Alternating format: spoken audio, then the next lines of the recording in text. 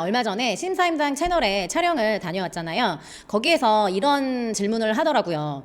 좋아하는 일을 해야 할까? 아니면 잘하는 일을 해야 할까? 저는 망설임 없이 답을 했어요. 좋아하는 일을 해야 한다. 왜냐면 좋아하는 일을 하게 되면 결국엔 잘하게 되니까요. 저 역시 저는 가르치는 걸 좋아하고 아이들을 너무 좋아하다 보니까 그래서 이제 학원 사업을 시작하게 됐는데, 그런데 매일 재밌을 순 없잖아요. 어느 순간 상황에 익숙해지니까 재미가 좀 사라지더라고요. 설렘과 긴장감은 어느 순간 좀 사라지고 해야 되는 일로 생각하는 의무감이 점점 생기더라고요. 그래서 저는 뭐가 문제일까? 나한테 이게 안 맞는 걸까? 라고도 생각을 해봤지만, 돌이켜보면 문제는 이 일이 아니라 이 일에 대한 재미가 사라진 거더라고요. 이 지루함이 길어지면 슬럼프와 번아웃으로 이어집니다. 그래서 저는 하나하나씩 바꿔나가기 시작했어요.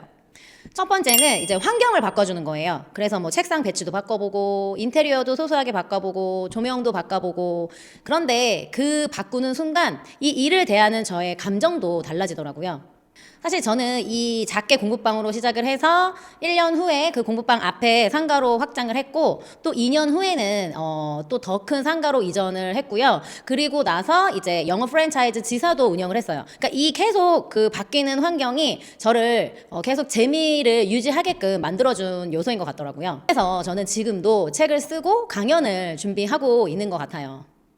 일에 대한 재미 없이 그냥 의무감으로 일을 지속하는 건 결국에는 나의 시간과 에너지를 갉아먹는 요소가 될 수 있고요. 하지만 반대로 일에 대한 재미를 계속 찾다 보면은 결국 이 시간들이 나를 좀 단단하게 만들고 나를 알아가는 시간으로서 쓸 수 있는 것 같더라고요. 두 번째는 저는 계속해서 작은 실험을 반복을 했어요. 어차피 내 사업이고 내가 움직이는 방향에 따라서 충분히 이 주변 환경들은 변할 수가 있잖아요. 그래서 이제 성취향도 뽑아서 이제 어머님과 아이들에게 선물도 주고, 그리고 이제 간식도 엄마표 간식으로 만들어서 주고, 그리고 이제 수제 케이크도 만들어서 주고, 주말에는 주말 액티비티도 해보고, 평가 방식도 계속 바꿨어요.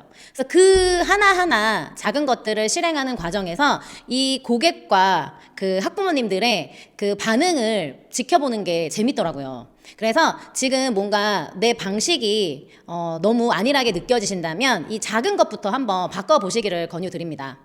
세 번째는 일을 게임처럼 만들었어요.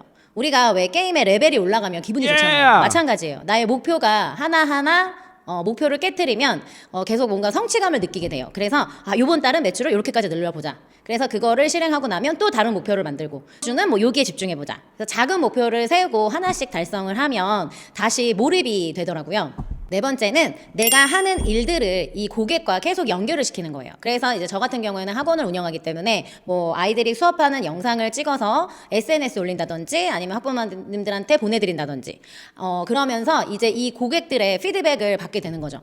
그 응원 메시지와 피드백은요, 나를 좀 더 앞으로 나아가게 하는 원동력이 됩니다. 이 다섯 번째, 일에 대한 재미를 다시 찾는 방법은 혼자가 아니게 만드는 거예요. 그러니까 요즘에는 1인 기업이 많잖아요.